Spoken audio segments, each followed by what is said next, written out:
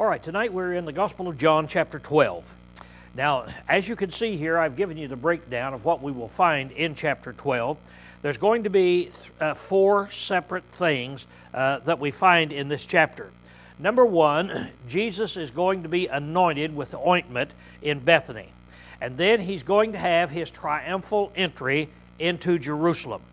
Then there's going to be a long section of where some Greeks came and tried to get an appointment with him and talk with him. And then the chapter will close by the Jews looking at all these things and then further rejecting him. So that's what we will find in this particular chapter.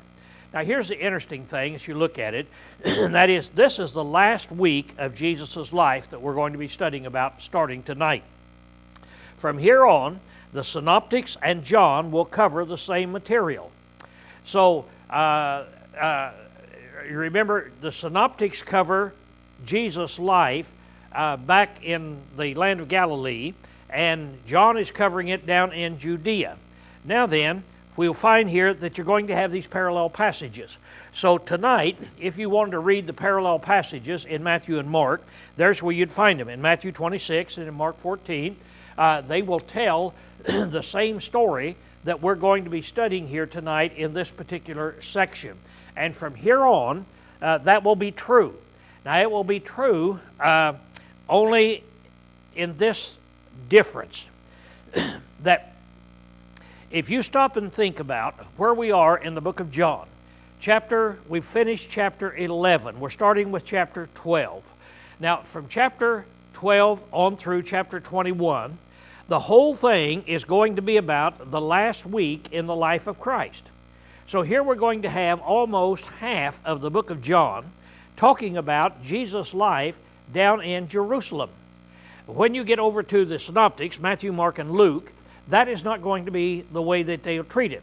It'll be about the last 3 chapters in each one of those books, 3 to 4 chapters, that they will tell about these same stories, including the death, the burial, and the resurrection, and so forth. So if you went back and you started reading back there, you would find that there's going to be a whole lot of other things that the Gospels will tell you about, Matthew, Mark, Luke, and John, that John's not going to. John is going to just confine his comments now to what Jesus is doing down in Jerusalem. So now as we take a look at this, let's put this up really for the last time, and that is the way that we have determined the life of Christ is by the Passovers.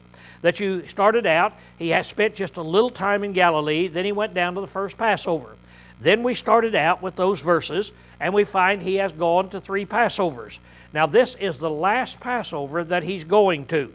As we start tonight in chapter 12, verse 1, Jesus, therefore, 6 days before the Passover.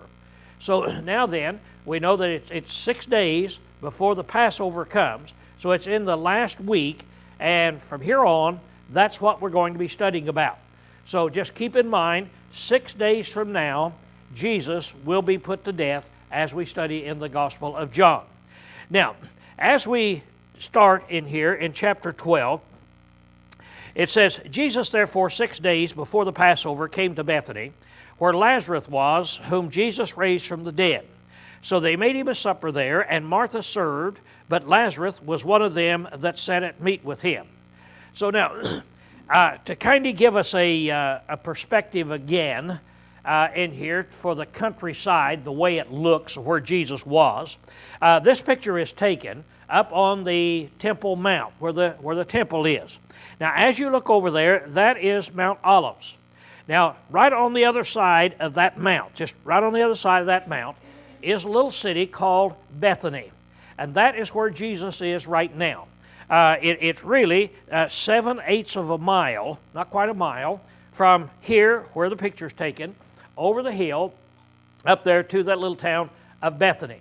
Now, that would give you, as we said last week, it'd be about the same as if you were walking from Papa Mia's down here up to my house. It'd be about that far that is in there. As you look at it again, here's another perspective. That you look at it just up over that hill, that's Mount Olives, up over that hill then, and there you would find where Jesus is. He's going to be up over that hill, then he's going to be coming down that hill. So that's what he's going to be doing here as we're looking at this thing tonight here. Okay, now, he's over there at this little town named Bethany, and Mary therefore took a pound of ointment of pure nard, very precious, and anointed the feet of Jesus, and wiped his feet with her hair, and the house was filled with the odor of the ointment. Now, here we have Mary. Remember, this is Mary and Martha. Jesus has just raised their brother, and so this is Mary now. She has this ointment. So she goes in, and she is going to break the flask and pour this oil on his head and on his feet. Now, let me ask you a question. Right here it talks about him pouring it on, or her pouring it on his feet. Why did I say she also poured it on his head? When you don't read that. What's that? The other accounts. That's right. Go back and study Matthew and Mark, and they will tell you back there that she poured this over his head, and then she poured it also on his feet. They kind of emphasized the head. John emphasized the feet, but she poured it then all over Jesus here. Now, this is a very expensive ointment, as we're getting ready to see.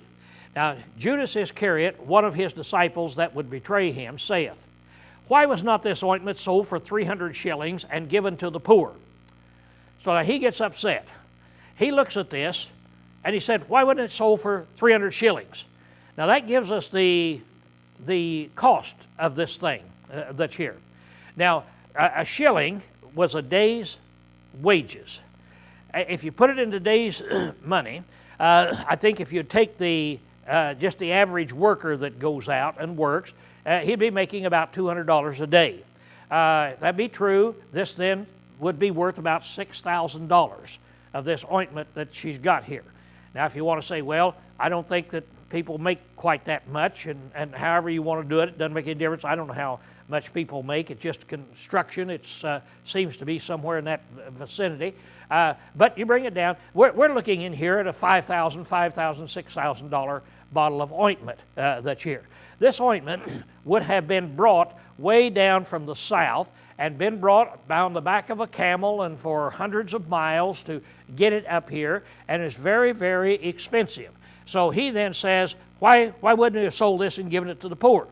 Now we learn something about him. It said, Now this he saith, not because he cared for the poor, but because he was a thief, and having the bag, took away what was put therein. So tells you a little bit about Judas. Judas here was a thief. You see, this was his characteristic. We learned something about him here before he betrays Jesus. A little bit later on, he's going to betray Jesus for 30 pieces of silver. And you say, well, why would he do that? Well, he didn't just make a change. Judas he was always a thief. Judas never was a man that had a pure heart, really trying to do what was right. And at this time, what he wanted was to take that ointment, to sell it, so he could take that $5,000, $6,000 out of the bag. Now, another interesting thing is that Jesus, in here, appointed him as the treasurer. He's the one that carried the bag, the purse, with all the money in it. As you look at this thing, you can kind of see here that where you have somebody who has a real weakness in certain areas, that also gives them a strength in certain areas. For instance, if a man is all he thinks about is money, and he loves money, and he will steal money, money is his main thing, who would be the person that would be the most careful with the money to make sure that it wasn't lost and to keep an account of it? It'd be Judas. Now, he was probably stealing money out of there from what you'd see here, but he was a thief from the beginning all the way through. So we can't say for sure whether he took any money out of the bag here that belonged to Jesus and his disciples, or whether it was just that way all the way through. Yes? So is that the reason Jesus chose him for an apostle, because he knew he was going to be the one that betrayed him? He had prophesied, Jesus had prophesied, and God knew that they needed a man who would be in there that would betray Jesus. And so just like they needed a Peter, and we could go back in our Peter class, and remember we spent a whole class on Peter and his characteristics and so forth, and how he was needed to stand up and preach that first sermon, and on and on and on. Well, here now we've got a guy that is in love with money. And so he's going to be the one that's going to betray Jesus. All right. Now, and by the way, the synoptics say that, and the other disciples also joined in on this. Judas got the conversation going, why didn't we give this to the poor? And the others got to saying, why didn't we? This is a waste of money. So they were all starting to chip in on this controversy here. But now then, Jesus put a stop to it. In verse 7. What's that? Yeah, they were all entering in on the complaint. It wasn't their money. It was just that people complain. If I see Steve here spending $5,000 on a bunch of stuff that doesn't mean anything to me, I'll probably complain and say he just wasted his money. You see, he doesn't need to do that. That's what Judas was saying. Wasn't it his business? But yeah. So so Jesus then stopped them, and he says, "Suffer her," or stop, permit her is what it's saying. Permit her to keep it against the day of my burial. For the poor you have always with you, but me you have not always. So Jesus put a stop to this complaining. And he says, stop. Now, he then tells what she is doing. He said, you permit her to do this against the day of my burying. Now, here's what it would mean. That, you remember last week when Jesus left town, they had made plans to kill him. And when he decided he would come back up in, you remember his disciples, when Lazarus died, they said, well, you're going to get killed, and we'll go up and we'll die with you. And so when Jesus is coming back up now, and he's getting ready to go into Jerusalem, everybody thought he's going to get killed. He's going to walk into Jerusalem, those guys are going to grab him, and they're going to kill him. And Mary and Martha would have thought the same thing.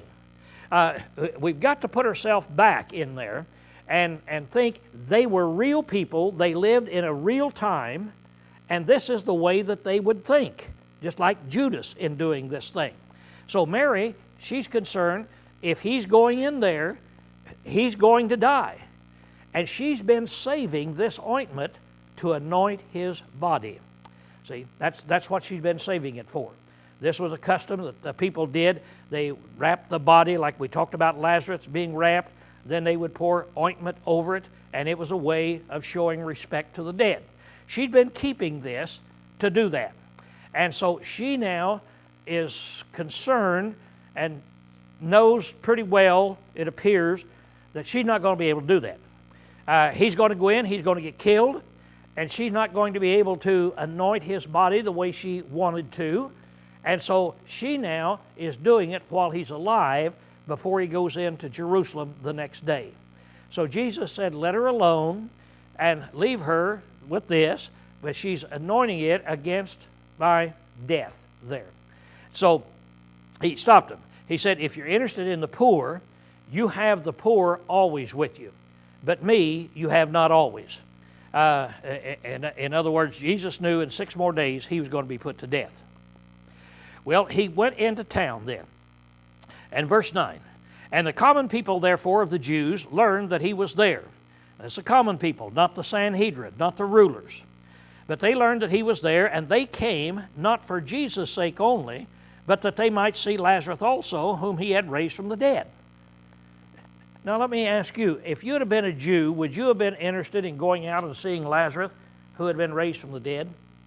If there was a man that actually raised from the dead around here, and you knew it, and you knew that he was going to be at Safeway tomorrow at noon, would you want to go up and see him? In other words, that's the first time that's been known. That's really something. So the Jews now, they're coming out not just to see Jesus, but now they're coming out to also see Lazarus, who has been raised from the dead, because he's a real phenomenon. Verse 10, but the chief priests took counsel that they might put Lazarus also to death, because that by reason of him many of the Jews went away and believed on Jesus. So it tells you now about how the Sanhedrin, or the chief priest, really, how ugly their heart was. So they took counsel, and they said, now, not only is Jesus coming into town, but he's bringing in this guy that he raised from the dead. And everybody wants to go out and see the guy he raised from the dead. And many of the Jews are believing on him because he raised this guy from the dead. So what's the best way to handle that? Kill him. See, let's kill him both. Now, if you really had an honest heart, and if you knew Jesus had raised this guy from the dead, you really had an honest heart, what would have been your solution? What would you come to?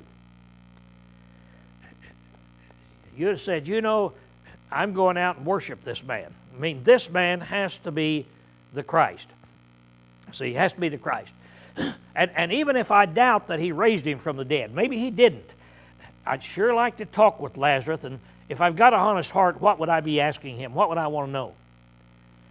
Were you really dead? I mean, in here you see, were you really dead? I'd be wanting to know this.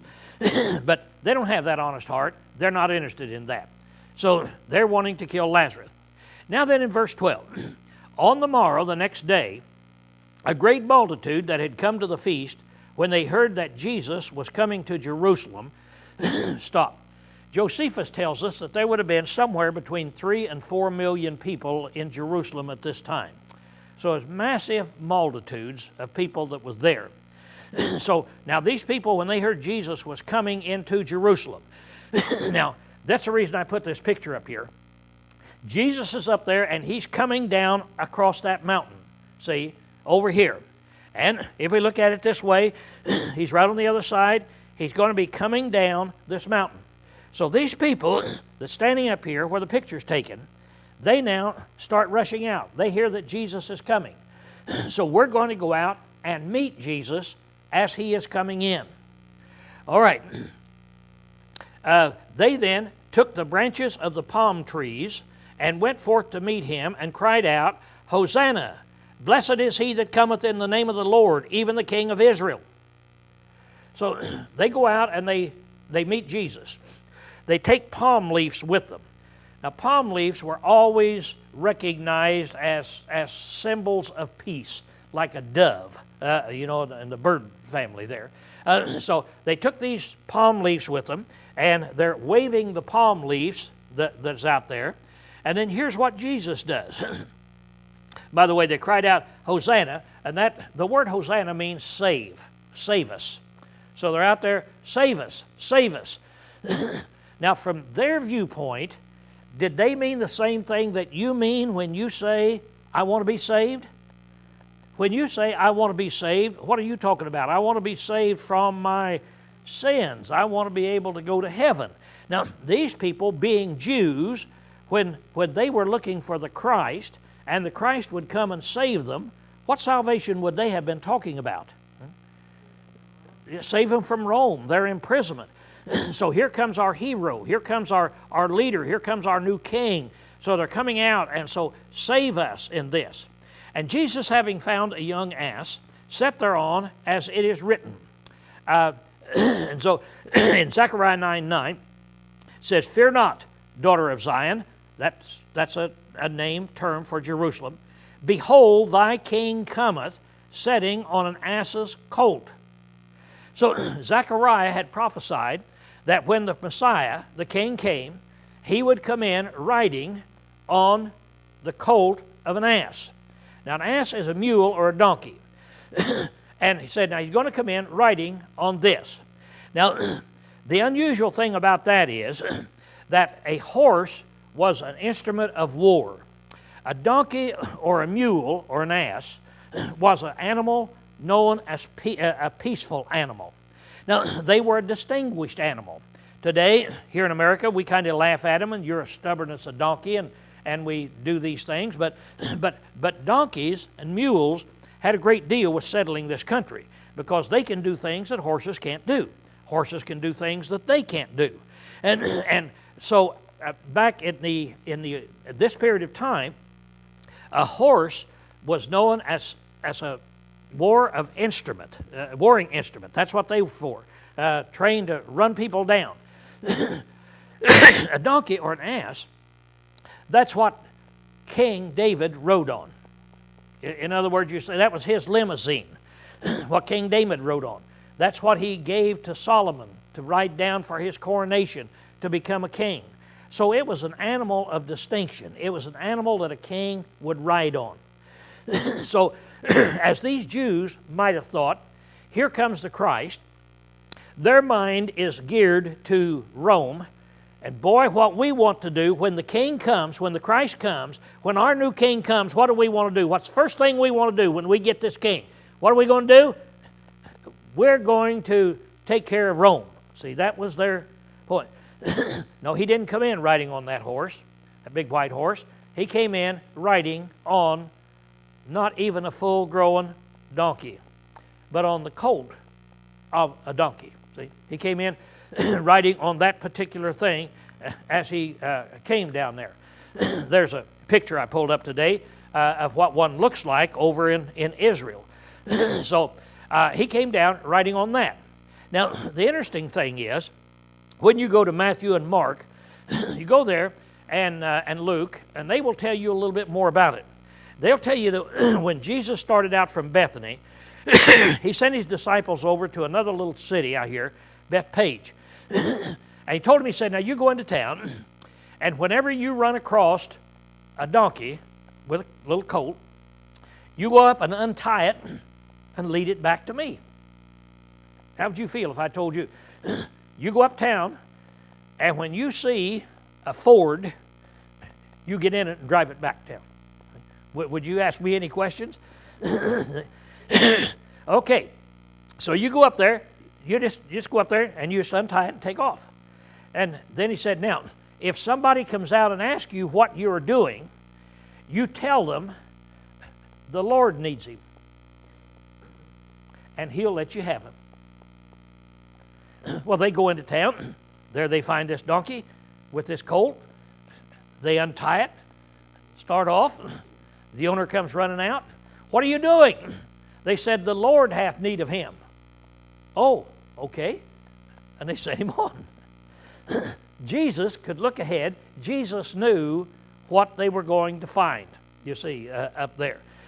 And so they bring both of these back to Jesus.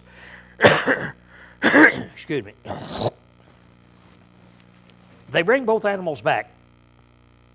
They don't know which one Jesus wants. So they take off their coats and they throw them on both animals. And Jesus got on the colt. Now, here's another thing. What happens when you get on a colt, a horse or a mule or anything else that hasn't been broken to ride? You're in for a trip. No, he got on this and started riding it in. And it just brought him right in. So he didn't take the big one. He took the small one. So here comes the king. The king here coming, and he's riding on a lowly donkey, and he's riding on the colt of a donkey, just like Zechariah said that he would do several hundred years before. So now, he's starting down, and here the people hears he's coming, so they run up there with their palm leaves, and they start crying and giving him glory and calling him the King of Israel. That he's coming in, provide salvation for us, O King of Israel here. So, in verse 14, and Jesus, having found a young ass, set thereon. Well, as it is written, no, I've already read that. And verse 16, these things understood not his disciples at the first, but when Jesus was glorified, then remember they that all these things were written of him, and that they had done these things unto him. So the disciples, they didn't realize what was going on at this time. Not until after Jesus had died, rose from the dead. Now there were several things that the disciples didn't understand, wasn't there? Until after Jesus raised from the dead. See? Now, as you look at this, here's a road that goes from the top of the mountain where we are, and it's going down into Jerusalem. If you look over where that golden dome is, that's a mosque over there, but that's where the temple would have been. Kind of give you an idea, just a general idea. Jesus would have been riding down a road kind of like this, probably not this one. There's one on this side. There's a road on the other side that he had there. So he would be coming down, riding down a road, coming right through here. Now you're in the Garden of Gethsemane, coming. And he's going to enter into town over where that gate is that's over here. Right up here. They've cemented it closed now so that you can't get in it. But he went down that hill, and he rode up there and rode into where that gate is. Okay. You get there, you remember some other things that happened. We're not going to take the time to talk about them in there, but the Pharisees came out, and they saw him, and they came up to him, and they asked him, he said, send these people away. They're making too much disturbance, you see. Send them away. and stop them from yelling. You remember what Jesus said? He said, if they stop, even these rocks will cry out. In other words, you can't stop me from being glorified. If these people aren't going to do it, God would even make the rocks cry out to glorify me. Then he gets on in there, and little children are crying about him being the king, crying out and the Hosanna and so forth. And they came up and they said, well, at least make the little kids quit. In other words, you might pollute the adults, but don't get the little kids in this. And you remember what Jesus said then? Out of the mouth of babes, didn't he? So the truth is going to be coming out of the mouth of babes, is what the Old Testament says. Listen to these little kids. They are telling you the truth. Now, verse 17. The multitude, therefore, that was with him, when he called Lazarus out of the tomb and raised him from the dead, bear witness. So the people are talking to the multitudes around there, around where Lazarus was. They're talking. Yeah, Lazarus was actually raised from the dead. Verse 18. For this cause also the multitudes went and met him, for that they had heard that he had done this sign. So here's a sign he had done, raised him from the dead. The Pharisees therefore said among themselves, behold, how you prevail nothing. Lo, the world is going after him. So they are all upset. The Sanhedrin is looking at one another, and here it is, he came into town. They're not prepared for it. They thought they'd run him out of town. People were arguing and wondering, will he ever come back into town again? Because what are people supposed to do the very minute that they see him? They've already been given the orders. We learned last week. You report him. You come and bring us, and we're going to kill him. So nobody's expecting him to come back into town. And not only does he come back into town, but he's coming back into town with this whole mass of people following him and crying out and calling him the King of Israel. Right? And showing him this honor and showing him this glory. And cutting out branches and putting it on the road so his donkey could walk on branches, showing an honor so the donkey wouldn't even have to touch the ground. And so they look at him, and here that whole hill is full of this mass of people, all of them proclaiming him to be the Christ. And what would you do had you been sitting in there with these guys? They were mad.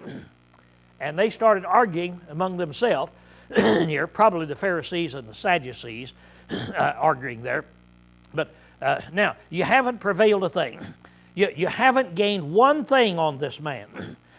You thought you'd put a stop to him. You thought that he wouldn't come back. And not only that, but look, the whole world is now going out at him. What do they know now that they've got to do to him? See, they're getting ready to lose their popularity, so they now are getting ready to kill him. Okay, he comes back into Jerusalem. He now is there, and he would be up here, standing up here, at about right here. This is the court of the Gentiles there. This is where he was standing, up in here. And then some Greeks came from somewhere. These would be what's called proselytes, and they'd be called proselytes of the gate, that they could come up to the gate and then they had to stop. And they were almost ready to convert. And so they came up and they had to stop outside of the temple ground. So it said, now there came certain Greeks among those that went up to worship at the feast. So they were proselytes going up to worship. These therefore came to Philip, who was of Bethsaida or Galilee, and asked him, saying, Sir, we would see Jesus. So they came up to Philip, one of his disciples, and said, Sir, we would like to see Jesus. Philip cometh and telleth Andrew. Andrew cometh and Philip, and they tell Jesus. It's kind of like we do today.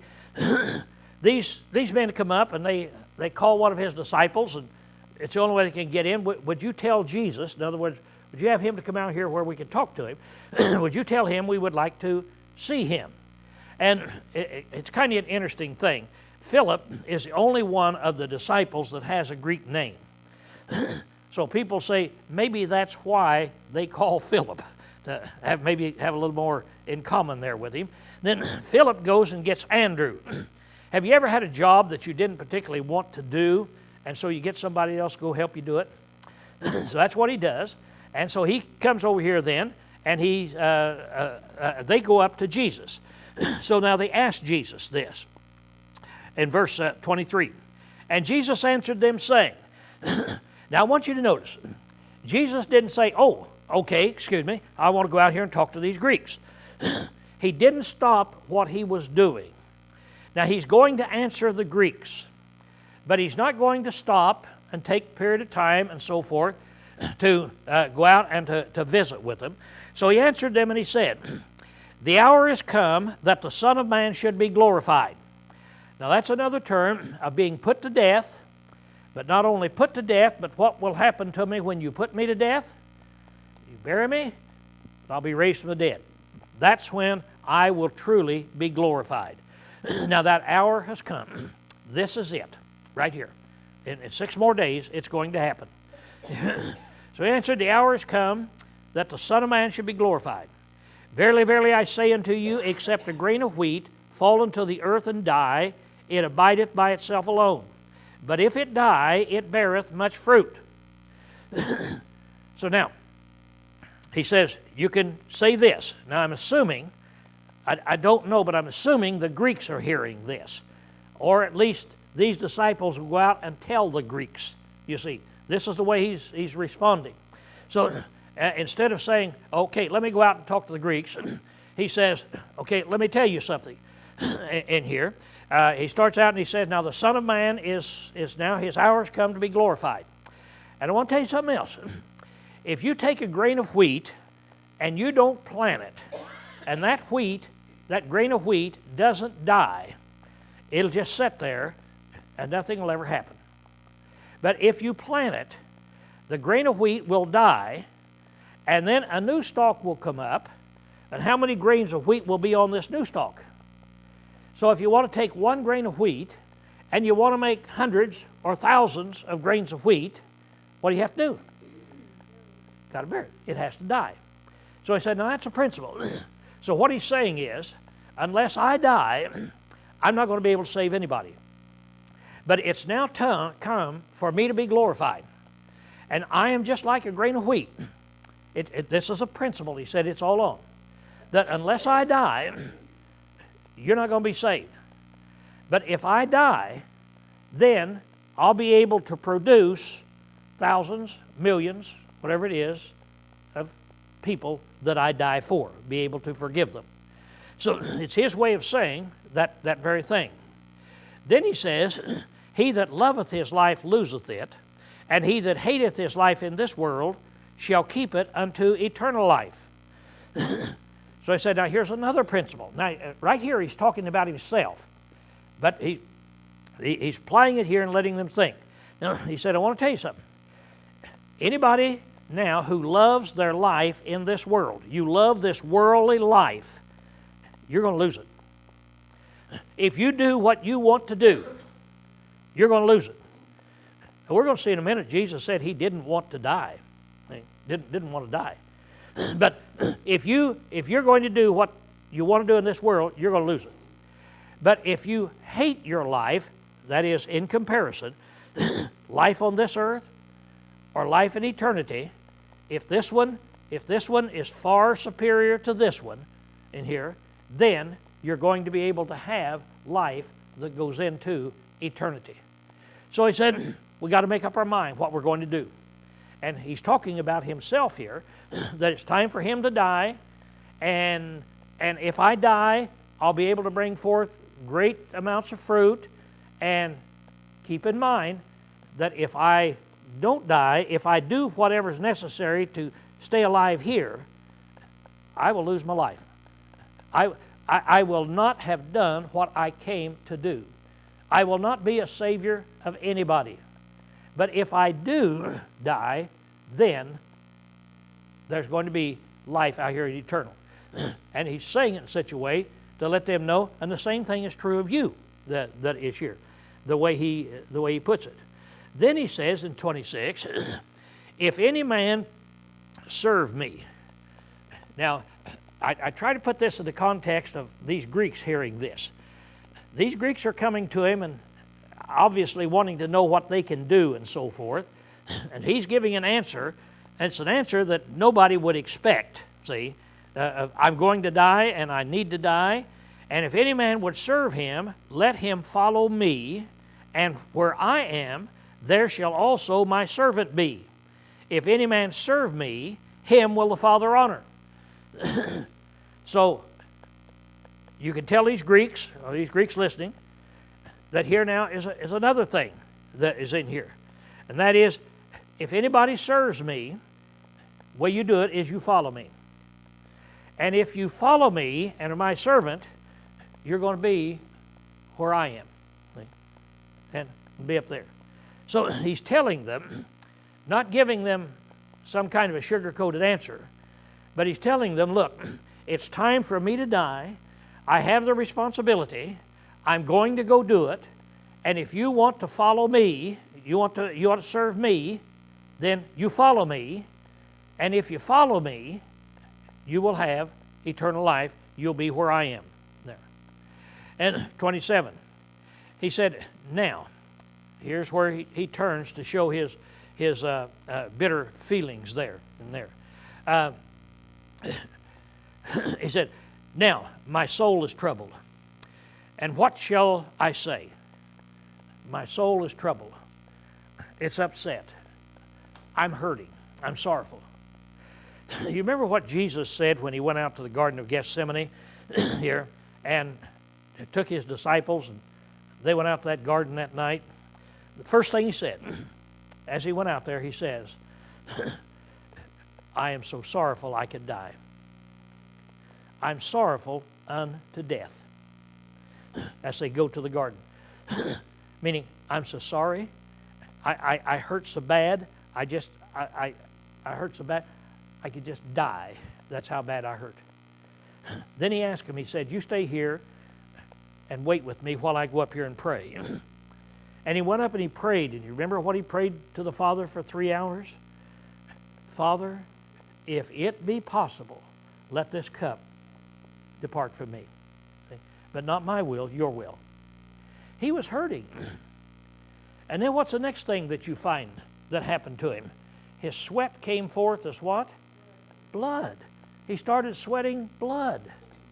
That agonizing thing that medical profession says only happens when in the most extreme cases of inward agony that people have at the point of death. And when Jesus says in here, I'm troubled, I want you to understand, he was hurting. He was hurting bad. He knew what he had to go through. And he knew that if he said one wrong word, did one wrong thing, he wouldn't be the Savior of mankind. So he's here, and so he tells the people this that's there. He says, 27, and now my soul is troubled. And what shall I say? Father, save me from this hour? So he's drawing their attention to his situation. I'm really sad. What can I say? Can I call upon God and ask God to save me from this hour? But for this cause came I unto this hour. I'd like to call upon God and tell Him to save me. But the reason I have come is for this hour. This is the reason I've come, so I have to go through it. So here's your contradiction. I don't want to go through it. I want to ask God to save me, but I know that I have to go through it in order for me to die, in order for to bring forth the fruits of all the Christians that I'll be bringing forth. So he's in agony at this time. So he looks in heaven, and here's what he said. Father, glorify thy name. Father, you make sure that your name is glorified. Whatever it takes, you make sure that the people hold you in high opinion. And there came therefore a voice out of heaven saying, I have both glorified it, and I will glorify it again. God answered him verbally. This is about the third time that's happened, isn't it? You remember at the baptism, and then on Mount of Transfiguration, and now then here again, God has spoken to him, and the people hear this thing. And why they don't, all of them, 100% of them, understand what was said, I don't know. People argued that they weren't prepared for it, and they weren't listening, and they were shocked, and here and here and here, and I don't know. But if there was a big, I don't even know how to reduplicate it today in here. If there was a big noise right now, some great gigantic noise that went off, and all of us explaining it tomorrow, would we all explain it alike? No, it'd be different things, see, people saying, well, it sounded like this, it sounded like that. So that's what they're going to say in here. The multitude, therefore, that stood by and heard it said that it had thundered. Others said, an angel has spoken to him. So now they argue with each other. Some said it's thundered, so the voice of God sounded like thunder. Others said, no, it's an angel who's spoken to him, because they heard words, see. They heard what the word said. So an angel must have spoken to him in there. And Jesus answered and said, this voice hath not come for my sake, but for your sake. Now he said, let me tell you people something. This voice came out of heaven not because of me, but it came out of heaven because of you. You have now heard God make this statement. I have glorified it, and I will again.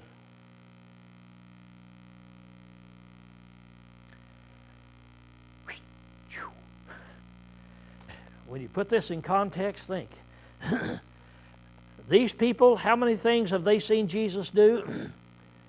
Raise the dead, do all of these things, miracle upon miracle upon miracle upon miracle, and they're doing away with all of them. They come and they try to trap him, and they can't trap him in any way.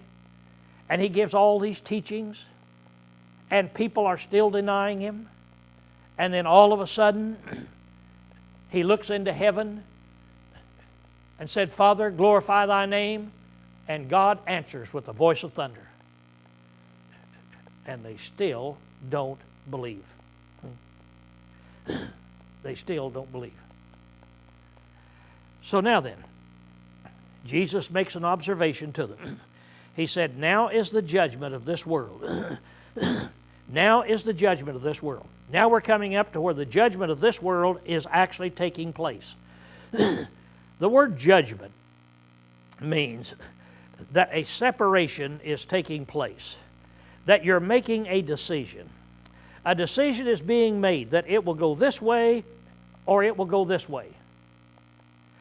Our word crisis comes from this word. That's what the Greek word is, crisis, and we call it crisis. And so when you come to a crisis, when there's a crisis in your life, and you say, I have a crisis in my life, you've come to a point to where something is going to happen, haven't you? See? What will I do? See, I've come to this crisis in my life, if it's in there. He said, now, the world has come to that now. This is the hour, this is the time of where this judgment or this crisis has come upon the world. Now, the prince of this world shall be cast out. By the way, when was it that Jesus brought Satan to nothing? Remember Hebrews 2:14? That when Jesus died and rose again, that's when he brought Satan to nothing. So now then, up to this time, Jesus says, the prince of this world, Satan, has had a lot of influence. He's had a lot of control. He's done a lot of things. And now the world has faced a crisis. Now then, something is going to happen.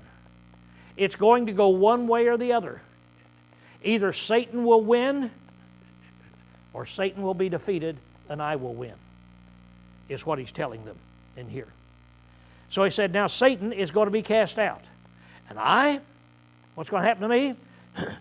Well, about this time you would expect him to say, and if I set upon the throne of David, if I put on the great crown, you'd expect something like this. But he said, and if I be lifted up from the earth, that's another terminology for crucifixion. The way they kill people was lifting them up from the earth. So if I am crucified, if I'm lifted up from the earth, I will draw all men unto myself. Sounds kind of like a contradiction. If Jesus is crucified, he should be done on this earth, shouldn't he? I mean, that's it. His life's over. It's gone. Nothing more will happen. No, he said, if I am lifted up, I will draw all men unto myself. Now, if you would have been a Greek listening to that, and he said, if I be lifted up and I be crucified, after he said, it's necessary for me to die, it's necessary to do this, but if I'm lifted up and I'm crucified, then I will draw not all Jews, but I will draw who? All men unto myself. Are the Greeks getting an answer? You see? Yeah, they're getting an answer, what they need to know. But this he said, signifying what manner of death he should die. The multitude therefore answered him, we have heard out of the law that the Christ abideth forever. And how sayest thou, the Son of Man must be lifted up? Who is this Son of Man? So we've heard out of the law didn't say this, but we heard out of the law, that the Christ will abide forever. See? Now, had Isaiah prophesied that Christ would die? Yeah, see. But they said, we heard that Christ will abide forever. So how is it then that this Son of Man that you call yourself, Son of Man, he's going to be lifted up and die? Who is this Son of Man anyway? See? Tell us who you are. We know when the Christ comes, he'll always be here. Who is this? So the argument is coming. He said, yet a little while is the light among you. Walk while you have the light, that darkness overtaketh you not. And he that walketh in the darkness knoweth not whither he goeth. While you have the light, believe on the light, that you may become sons of light. So he looked at him, and he said, here's another thing now. He said, you have the light among you now. Now, he's called himself water, hadn't he? In other words, he's going to do the same thing, water, food, life, light. Now then, you have the light among you. What are you supposed to do in your everyday life when you have light and darkness? You get up and you walk in the light so you can see where you're going. See?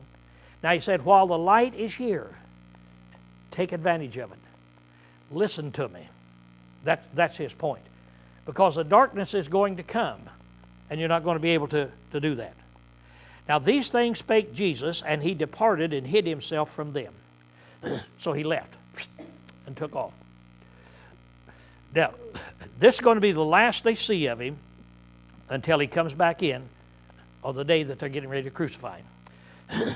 So he's going to go back, and I assume he's going to go back over the hill, over there to Bethany, to the house of Lazarus and Mary and Martha. And so he takes off, and he departed from them. It said, but though he had done so many signs before them, yet they believed not on him. So even though he had done all these things, they still didn't believe. Now then, John is going to explain why they didn't believe. Mm-hmm.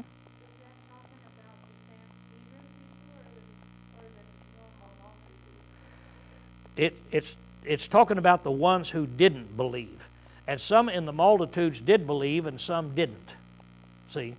But the ones that didn't believe, there were masses that didn't believe on him. But the rulers were the major ones. Now, he's getting ready to tell them. Here is what John is going to tell them. Here's what the problem is. Now, but though he had done so many signs before them, now later on John's going to say, if I told you all the signs he did, what would happen? The world wouldn't hold a book, you see, that's there.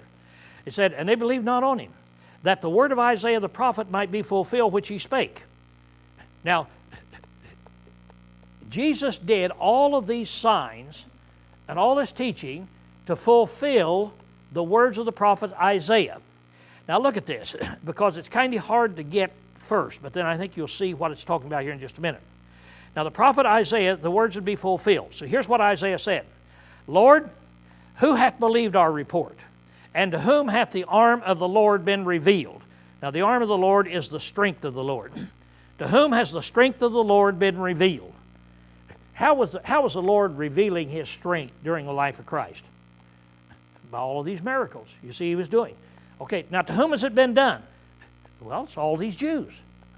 All these Jews and so forth, but they don't believe. He said, for this cause they could not believe. For that Isaiah had said, He hath blinded their eyes, He hath hardened their heart, lest they should see with their eyes and perceive with their heart, and should turn, and I should heal them. Now, as you read it, it sounds as though Isaiah is saying, God did this to these people, had Jesus to come and do this to these people, in order to blind them, and in order to harden their hearts so they couldn't believe. See? And so we get the idea that maybe God then intervened and caused these people not to be able to see, not to be able to hear, not to be able to believe, and yet He's going to hold them responsible for not believing.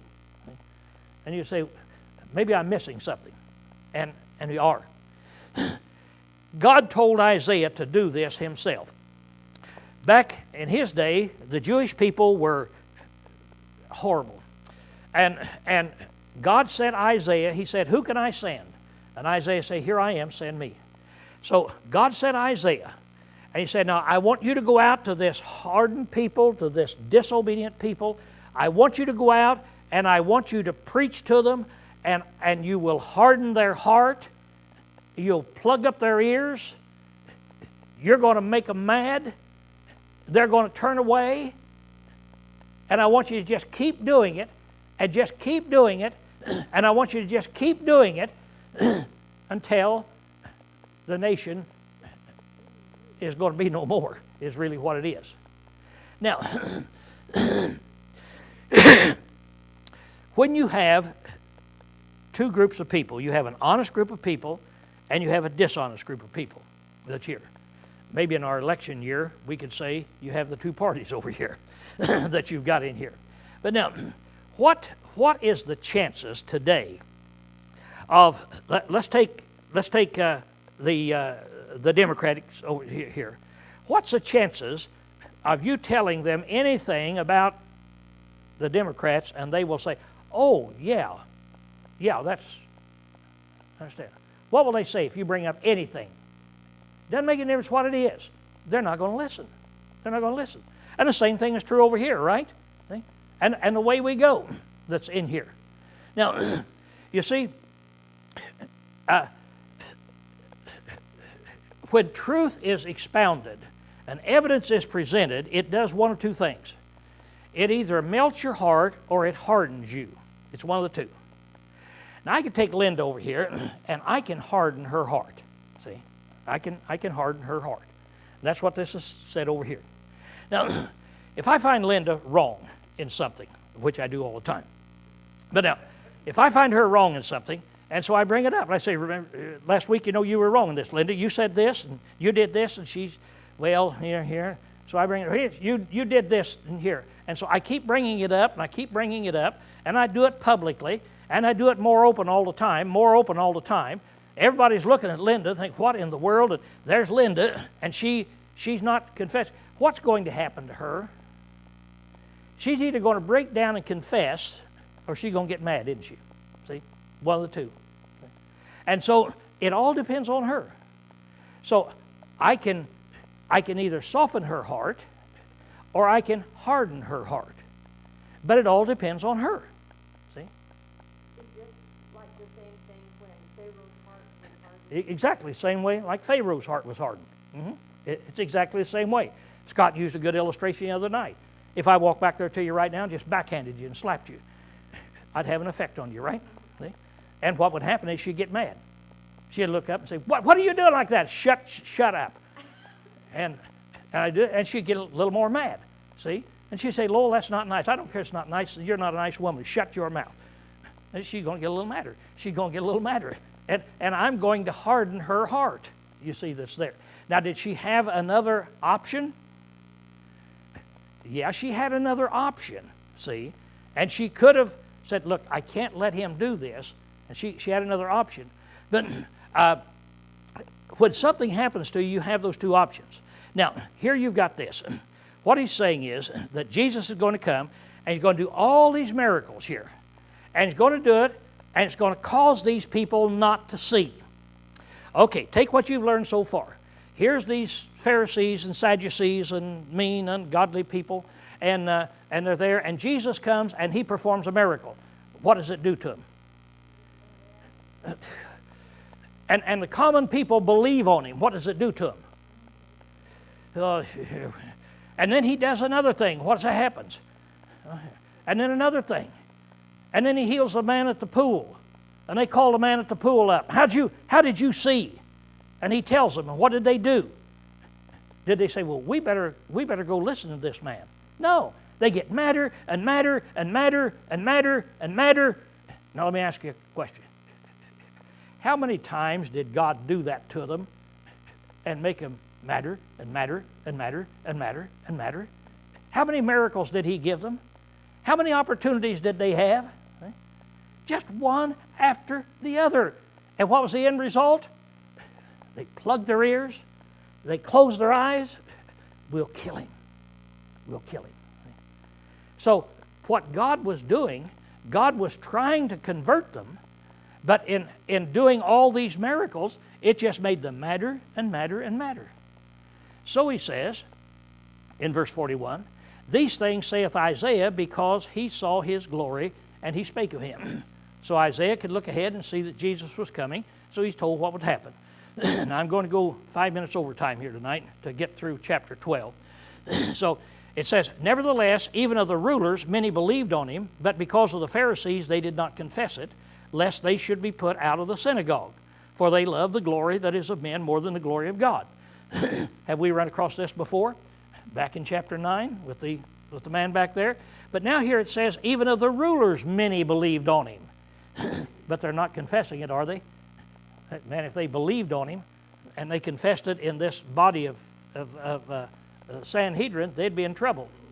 Now then Jesus cries out. Yeah. Oh, I'm sure he was. Yeah, I'm sure he was, yeah. It makes you wonder what he was doing. Don't you know he was squirting in there? And Jesus cried and said, now here's where he's going to leave him.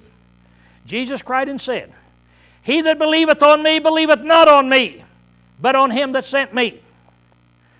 Now that's an impossible statement, isn't it? He that believeth on me believeth not on me. Well, let's learn a little something right here, and it'll help us with some other passages in here as we look at this in here. Okay, this is what you call an ellipsis. Let's take the bottom one down there since we're in a hurry. And Jesus cried and said, he that believeth on me believeth not on me, but on him that sent me. Now, an ellipsis, all languages have them. English has them by the hundreds. All languages have them. It's where you leave out a word that is understood, that people understand it. What he's saying, Jesus cried and said, he that believeth on me believeth not on me only, but also on him that sent me. That's what he's talking about. And we do that all the time, see. But now Jesus is trying to drive a point home by using this. And he's going to go ahead and say just a little bit more about it to show them in here. You can't separate my Father and me. You can't claim you know God and not claim you know me, is the point. So he says,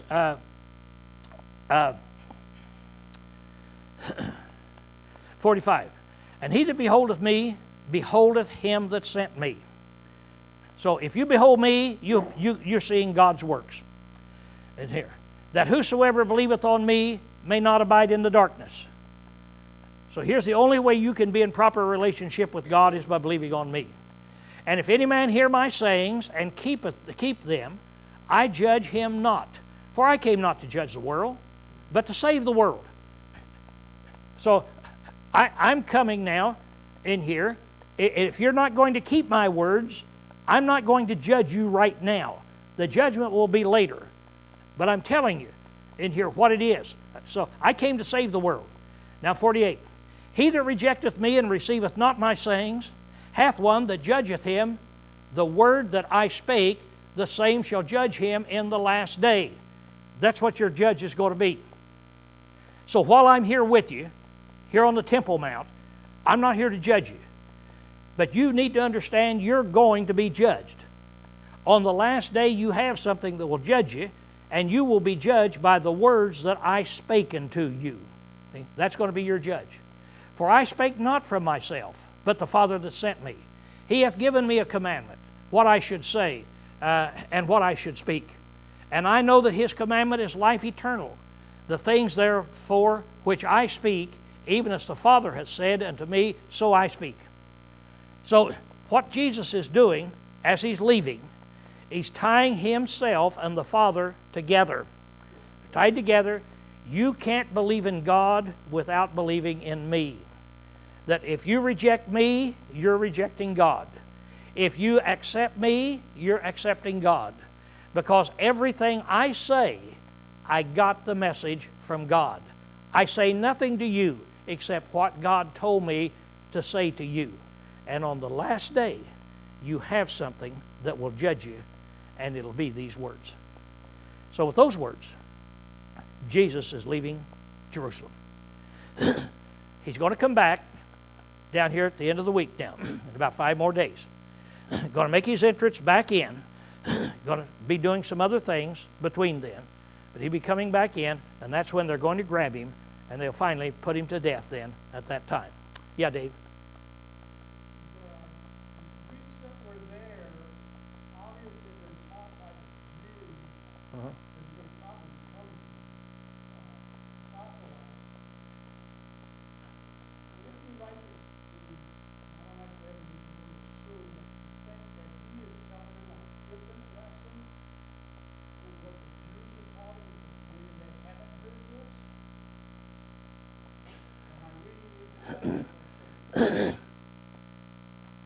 Well, no, I think I understand what you're getting at, and the answer is yes. They've been taught by the Jews. The Jews have been teaching them about Christ, and from what we've learned in here, the Jews didn't know too much about Christ. But Jesus has come, and Jesus is talking to the Jews, and now then he's making a speech to the Gentiles. And he's telling them some new things they haven't heard before. See? Yeah. And so these Gentiles, these Greeks, they're going to have a decision to make just like the Jews are going to have. Okay? What are we going to do with this fellow? See? Yep. Mm-hmm. Yep. Mm-hmm. Back in verse 10, it says, "And the chief priest planned to put Lazarus to death also." Do we know any place else where it tells us that Lazarus? Oh, Lazarus. They planned on putting Lazarus to death. That's the last we hear of Lazarus. Nothing in the Bible says anything about it. Nothing in secular history says anything about it. Don't know any more about it than that. Don't know how long he lived or any other thing there. Okay, class dismissed.